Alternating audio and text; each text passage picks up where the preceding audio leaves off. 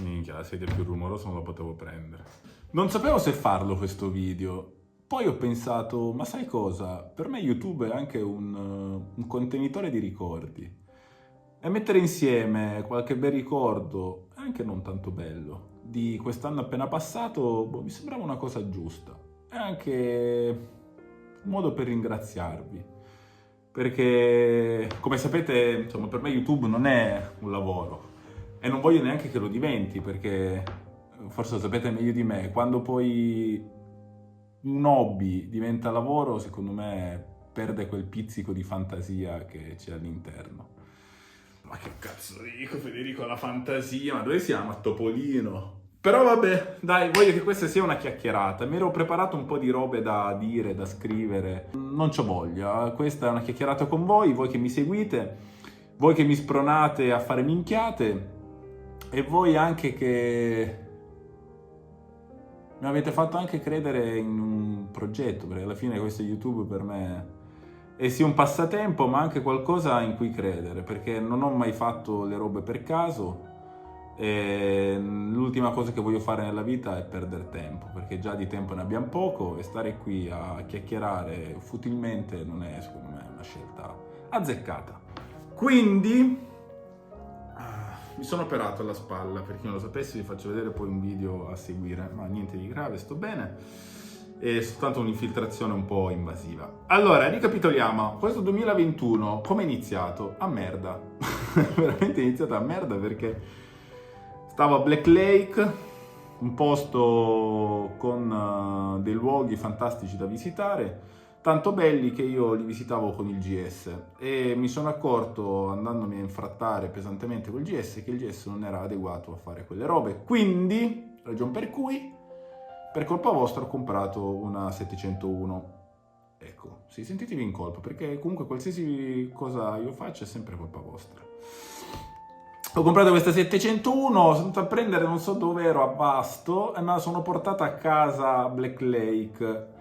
E le uniche 3 persone che lo sapevano praticamente sono state lì con la pressione attivata. Qui diceva Federico, quello là con quel trabattello non ce la farà mai a fare questi 400 km su quella moto che sembra una bicicletta rispetto al GS. Ed effettivamente sì, solo che l'adrenalina era talmente alta e mi sono reso conto subito, nonostante l'emozione di una moto nuova, che non è fatta per viaggiare. Però con lei praticamente ho dato libero sfogo al mio modo di intendere il fuoristrada, nel senso che sì, è bello andarsi a arrampicare su mulattiere, pietraie e cose, ma è anche bello prendersi anche il momento di relax, fare una stradina bianca tranquilla e godersi il panorama, il paesaggio e ogni tanto sgasare un po' più del dovuto. Però questo non è importante, perché poi comunque sì, ho continuato a giocare, mi hanno detto che non ero buono, allora mi sono buttato giù, dicevo allora forse hanno ragione gli altri, ma non è questo il problema. Il problema è che quando si cade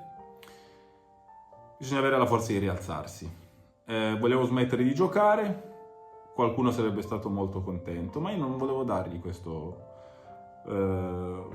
gusto e infatti non ho smesso. Ringrazio i miei compagni nella società di volley tricolore Reggio Emilia che in un modo o nell'altro mi hanno fatto sentire non speciale, ma giusto, cioè nel senso in certe situazioni mi sentivo inadeguato, quasi non professionista, ma alla fine secondo me il professionista non si misura in base a come si veste, se porta le ciabatte anche in trasferta o se in pullman non ha la maglia della società, ma alla fine sono i fatti quelli che contano.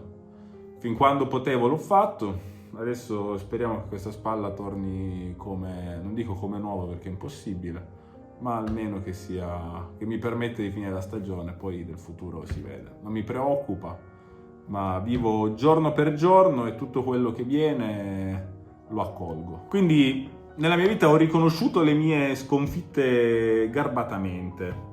Non dico di festeggiarle, ma di celebrarle. Non dico che bisogna sempre perdere nella vita, anzi, ma dico che dalle sconfitte c'è sempre qualcosa da prendere e anche dagli errori. perché se poi fai lo stesso errore anche dopo vuol dire essere veramente un coglione, e questo noi non lo dobbiamo fare. Vero Federico? Non lo fare più. Quest'anno cosa mi ha dato? Mi ha dato un viaggio in Spagna incredibile, un po' movimentato. Vado in Spagna con la moto, torno in aereo, riprendo la moto, incontro altre persone, inizio con Alessio e finisco con altri 3 scappati di casa. Ma prima di questo, Federico, devi dare un tempo logico a quello che dici. Prima di questo avevo preso la cappona e siccome forse qualcuno da lassù non mi vuole troppo contento, o vuole soltanto che io non...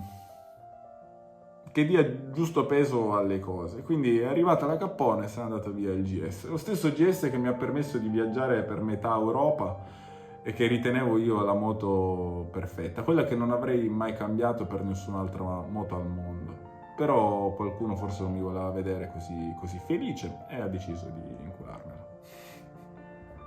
Io adesso ci rido, ragazzi, ho sofferto veramente come un caimano sciamano. Cioè, mi ha ricordato che dopo la fine c'è sempre un nuovo inizio. Questo nuovo inizio l'ho fatto con la 1290. Ed è stato un inizio abbastanza movimentato. Perché, cioè, ti possono rubare la moto. Cioè, non ti possono rubare la moto. Proprio del culo che ti rubino la moto. Ma non ti possono rubare i ricordi che hai con lei. Io ricordi con il 1200 ne ho veramente tanti. Rimarrà sempre nel mio cuore. Adesso è vero, è arrivata un'altra ed è probabilmente per colmare quel vuoto che mi ha lasciato Celestina.